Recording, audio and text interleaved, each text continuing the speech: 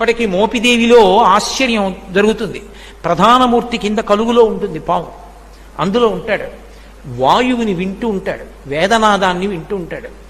మంత్రాలు చదివేటప్పుడు దోషం ఎక్కువ వచ్చిందనుకోండి, స్వరంలో దోషం, కోపం వచ్చేస్తుంది.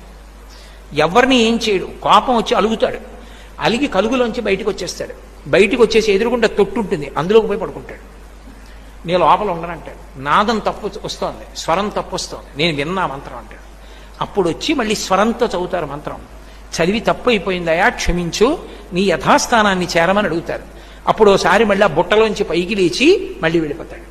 అందరూ చూస్తుండగా జరుగుతుంది మోపిదేవిలో. నేను అబద్ధం చెప్పాను అనుకుంటున్నారేమో, మీరు కావాలంటే అర్చకుల్ని వెళ్ళి అడగండి. కిందే ఉంటుంది కలుగు, అందులోనే పడుకుని ఉంటాడు. అందరూ చూస్తుండగా బయటకు వస్తాడు. స్వరం తప్పినా, అనాచారం ఎక్కువైపోయినా బయటకు వచ్చేసి అలకపాన్ పెక్కి పడుకుంటాడు. మళ్ళీ వెళ్ళి వేదం స్వరంతో చెప్తే లోపలికి వెళ్ళిపోతాడు.